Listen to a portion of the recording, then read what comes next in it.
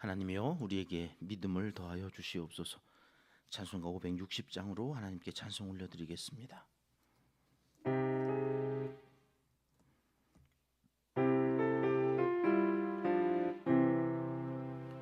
주의 발자취를 따름이 어찌 즐거운 일 아닌가. 맘에 맑은 하늘 열리고 밝은 빛이 비친다. 발자취를 따라 가자 기쁜 마음으로. 발자취를 따라 가자 찬송하며 즐겁게. 주의 발자취를 따름이 어찌 행복한 일 아닌가. 마음의 악한 생각 사라져 밝은 마음 싹 든다. 발자취를 따라 가자 기쁜 마음으로. 발자취를 따라 가자 찬송하며 즐겁게. 주의 발자취를 따름이 어찌 든든한 일 아닌가. 마음의 두려움은 사라져 새로운 힘 솟는다. 발자취를 따라 가자 기쁜 마음으로. 발자취를 따라 가자 찬송하며 즐겁게. 아멘.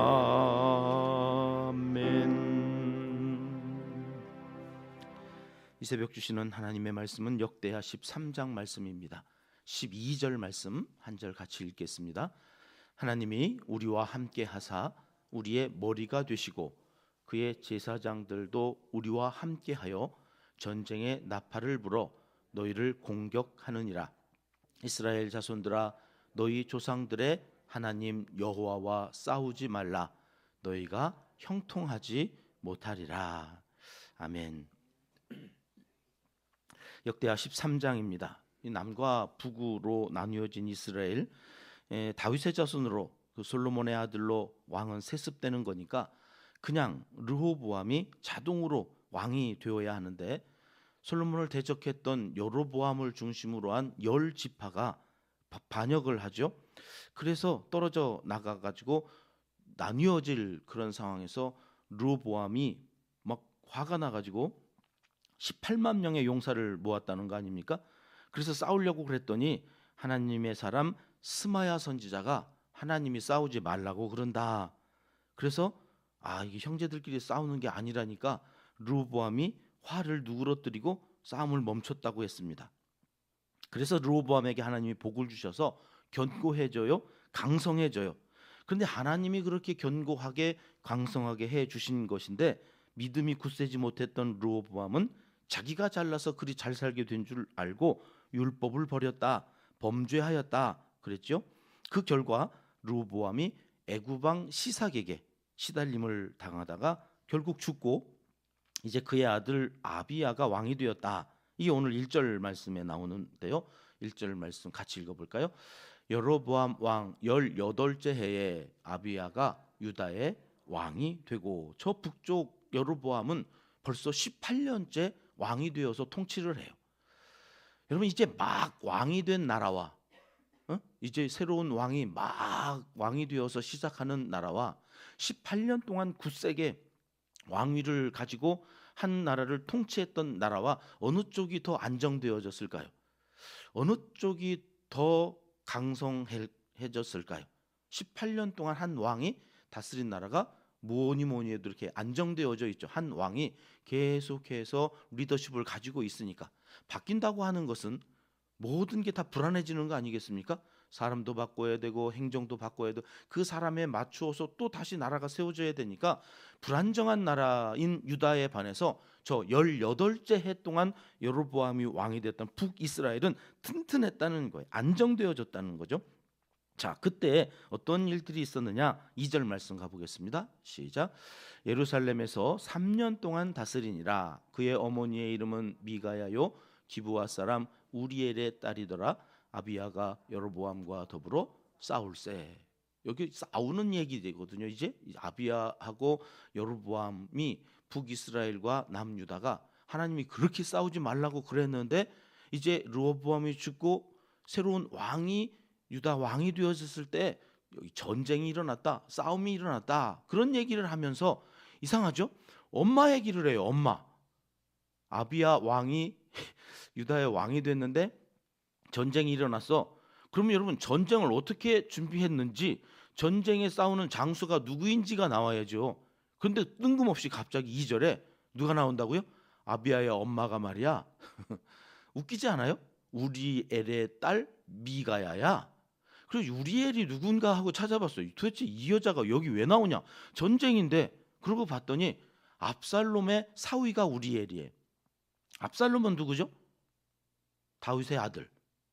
반역해가지고 막 쫓겨가고 했던 그 잘난 아들이 압살롬이잖아요.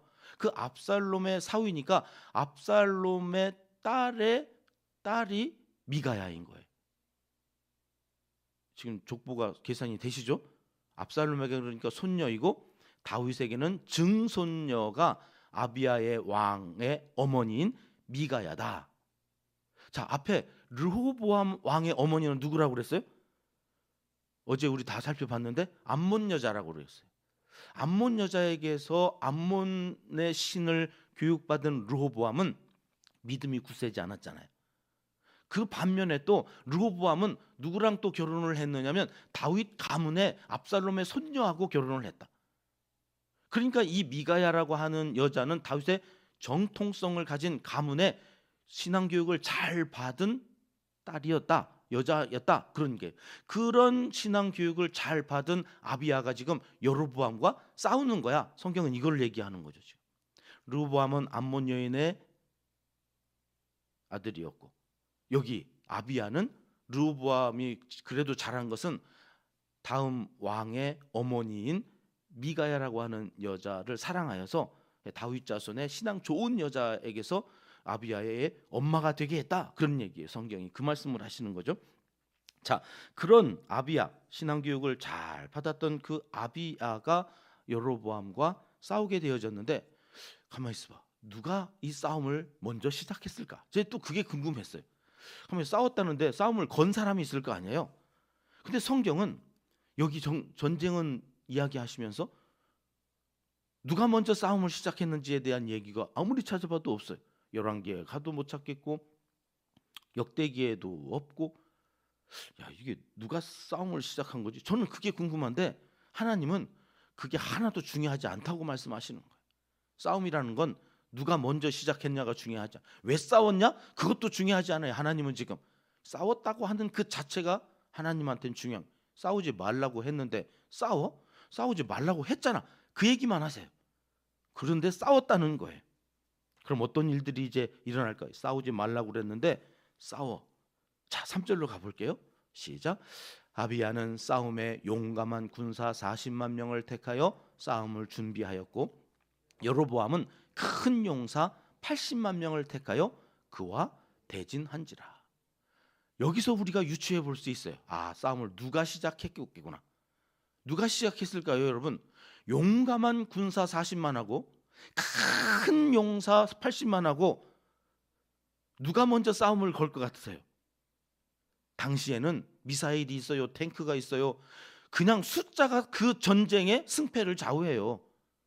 그러니 여러분 40만 그것도 용감한 군사. 여러분 이 용감한 군사라는 말이 웃기지 않아요? 군사는 군사인데 그냥 용감만 해. 나라를 지키기 위해서 용감한 사람 40만 명이 모였다는 거예요, 그냥. 근데 저쪽 북이스라엘은 어떤 사람이 모여요? 큰 용사. 이건 어떤 의미일까요? 그냥 용감한 정도가 아니라 훈련되어지고 잘. 이게 큰 용사예요. 큰 용사 몇 명이요? 그런데 80만 명. 표를 제가 준비해 봤거든요.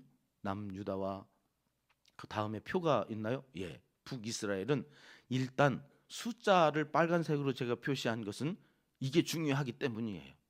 북이스라엘은 일단 몇 지파가 모여 있어요. 여러분 반으로 나눠진 게 아니에요. 그냥 반이지 숫자는 10대 2예요. 두 지파가 모여져 있는 남유다와 10개. 어느 쪽이 더 센다는 거예요. 북이스라엘 10지파가 모여 있는 데가 훨씬 땅도 넓고 이 게임이 안 되는 거예요. 큰 용사 80만 명하고 용감하기만 한 군사 40만 명이 싸우면 누가 이길까요? 그러면 여러분 내가 왕이어도 내가 두 지파에 40만 명밖에 없는 이 왕은 전쟁을 걸 가능성이 몇 퍼센트나 될까요? 저쪽은 왕도 바뀌고 아직 쥐 체계도 그렇게 굳세지 않고 나는 18년 동안 80만 명이나 되네? 한번 해볼까? 여러분 이거는 르호보암 때는 하지 말라고 해서 르호보암이 전쟁을 하지 않았는데 여로보암이 저쪽이 왕이 바뀌자 한번 해볼까? 그래가지고 전쟁을 시작했다는 거죠. 그렇게 전쟁이 시작되어진 그 전쟁에 대하여 아비야가 이제 이 싸움에 대해 뭐라고 하는지 5절로 가보십니다. 5절 말씀 같이 읽겠습니다. 이스라엘 하나님 여호와께서 소금 언약으로 이스라엘 나라를 영원히 다윗과 그의 자손에게 주신 것을 너희가 알 것 아니냐. 자기 성경책이 있으신 분은 여기 소금 언약에다가 동그라미를 크게 하나 해놓으세요. 소금 언약. 소금이 어떤 특징이 있나요? 변치 않는 거. 소금은 변치 않잖아요. 그 변치 않는 언약으로 다윗 왕가는 끊지질 않아. 계속 되어질 거야. 이게 아비야의 믿음이고 신앙이에요. 우리는 하나님이 건드리지 못하게 하셨어. 하나님이 나를 지켜주셔. 왜? 소금 언약 때문에. 소금 언약을 붙잡아요. 하나님의 말씀을 붙잡아요. 여러분 우리가 다 배웠잖아요. 기도는 어떻게 하는 거라고요? 말씀을 붙잡고 기도하는 거다. 말씀 기도가 그래서 최고의 기도다. 왜 성경을 매일 한 장씩 읽어가느냐? 그 말씀을 알고 그 말씀을 붙잡고 기도하는 기도가 응답되어지기 때문에. 왜? 하나님이 그렇게 약속하셨어. 이게 소금 언약이에요. 그러니까 네가 전쟁을 걸어와도 나 하나 두렵지 않다. 왜요? 나는 소금 언약을 붙잡고 가거든. 이렇게 얘기해. 자기의 정체성에 내가 누군 줄 알아? 나 다윗 자손이야. 그 다윗 자손이라고 하는 그런 배짱으로 이 전쟁에 임하는 거예요. 하나님이 싸우지 말라고 했지만 저쪽에서 싸움을 걸어오니 어떻게 하겠습니까? 하나님의 약속대로 우리가 우리의 자리를 지키기 위해서 싸우는 거죠. 그러면서 이렇게 얘기해요. 12절 하반절입니다. 같이 가서 읽겠습니다. 이스라엘 자손들아 너희 조상들의 하나님 여호와와 싸우지 말라. 너희가 형통하지 못하리라. 아비야의 말이지만 하나님의 마음이죠. 너 지금 싸우려고 하는 이 싸움이 누구랑 싸우려고 하는 건 줄 알아? 하나님하고 싸우지 마. 그러면 너 죽어. 형통하지 못할 거야. 싸우지 말라고 그러면 그러고 싸우지 말고 그 자리에 멈추면 얼마나 좋을까요? 계속 싸우겠다는 거예요. 싸우지 말라고 말리면 말리는 시누이가 더 미운 법일까요? 싸우지 말라고 한 그 하나님과 싸우겠다는 거예요. 여로보암이. 여러분 하나님과 싸우면 어떻게 될까요? 15절 말씀 가볼까요? 여러분 하나님과 싸우면 안 되거든요. 왜요? 이런 일들 때문에. 15절 같이 읽을게요. 유다 사람이 소리 지르매 유다 사람이 소리를 지를 때에 하나님이 여로보암과 온 이스라엘을 아비야와 유다 앞에서 치시니. 여러분 지금 여로보암은 누구랑 싸우려 온 거예요? 아비야. 북이스라엘이 힘이 좀 세다고 지가 좀 더 강하다고 그 약한 남유다랑 싸우겠다고 오는데 하나님은 싸우지 말라고 그랬잖아요. 근데 그 싸움을 할 때에 여러분 그 싸움에 누가 개입을 하세요? 하나님이 여로보암과 온 이스라엘을 어떻게 하셨다고요? 치셨다. 여러분 이 싸움이 아비야와 싸우면 아비야가 여로보암을 쳐야 되는 거죠. 근데 성경은 아비야가 여로보암을 쳤다고 하지 않으세요. 누가요? 하나님이. 이 싸움이 누구랑 싸우는 싸움이기 때문에 하나님이 치실까요? 하나님하고 싸우는 싸움. 여러분 절대로 안 됩니다. 하나님과 싸우시면 안 됩니다. 아무리 말리는 시누이가 미워도 여러분, 하나님하고 싸우면 안 돼요. 왜?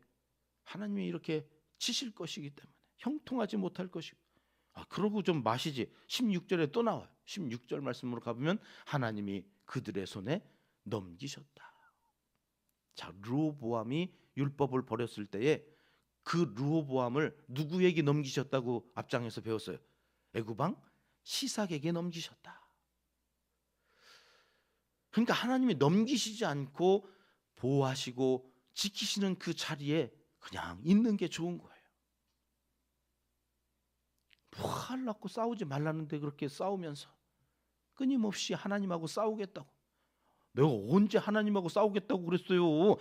아니, 그게 하나님하고 싸우겠다고 하는 거예요. 싸우지 말라고. 제발 모이면 축복하라고. 너희는 축복해야 되는 사람이라고.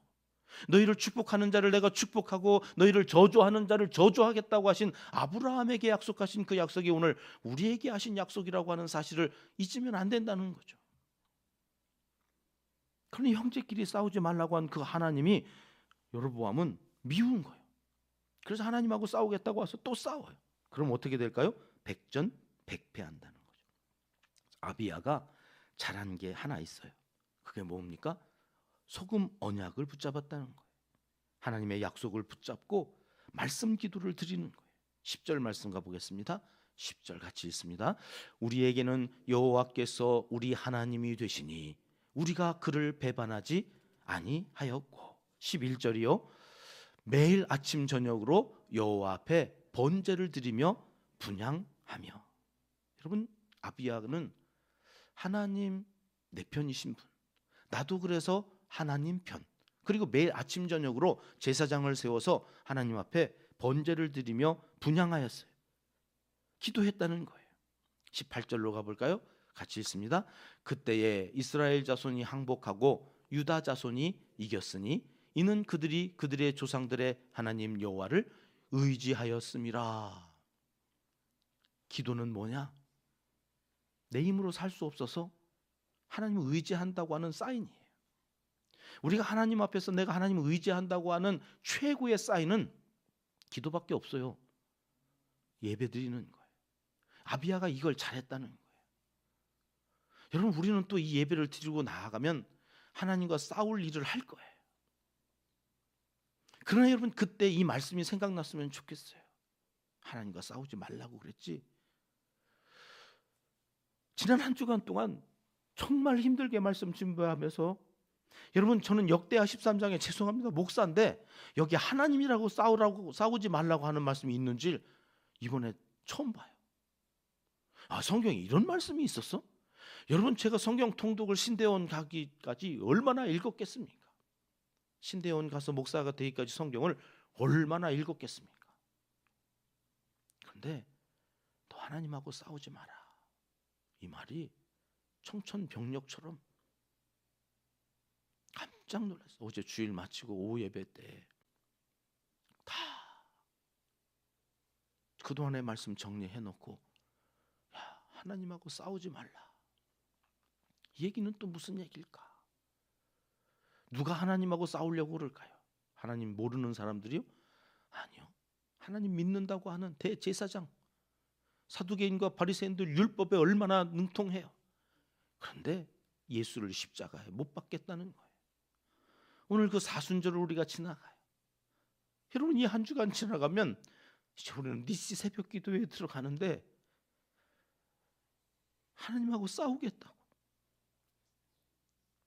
그 하나님하고 싸우면 어떻게 되어질지 분명히 우리가 알면서도 어리석게 그 하나님하고, 나는 하나님하고 싸울 마음이 없어요, 나는 저 사람,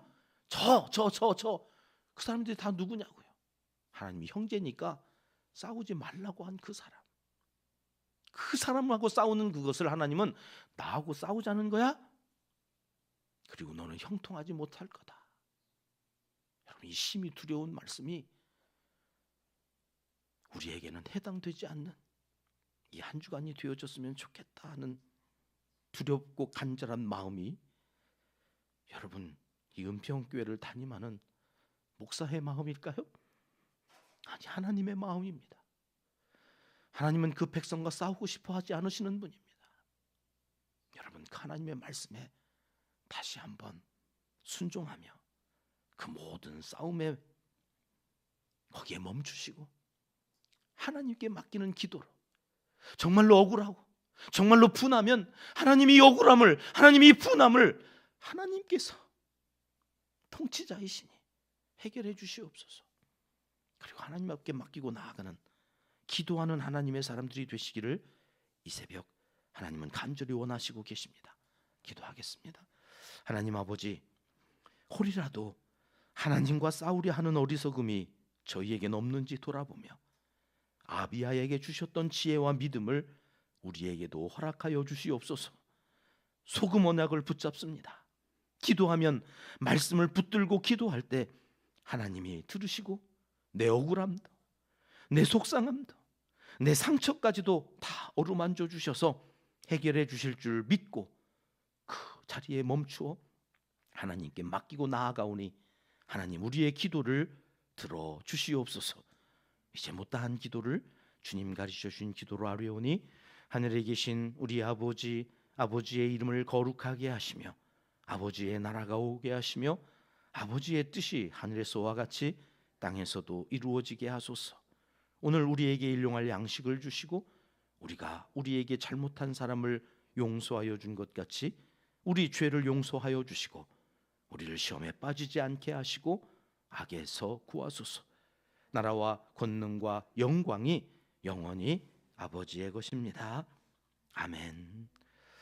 월요일 새벽 같은 기도 제목 갖고 함께 먼저 기도하겠습니다. 소금 언약을 붙잡고 하나님의 뜻을 이루어가는 성도들이 되어지기를 위해서 함께 기도해 주십니다. 하나님, 우리 은평교회는 단 한 사람도 하나님과 싸우려 하는 어리석은 사람이 있지 않도록 온 성도들의 마음을 붙잡아 주시옵소서. 한국 교회를 그렇게 만들어 주시옵소서. 기도해 주십시오.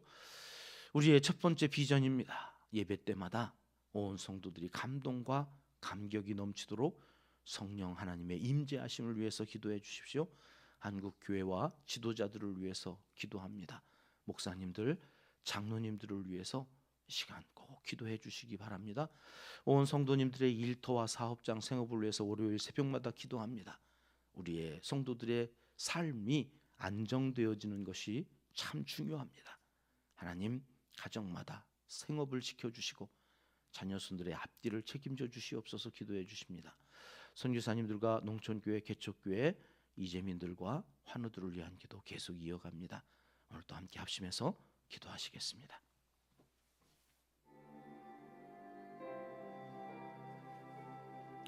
참 좋으신 아버지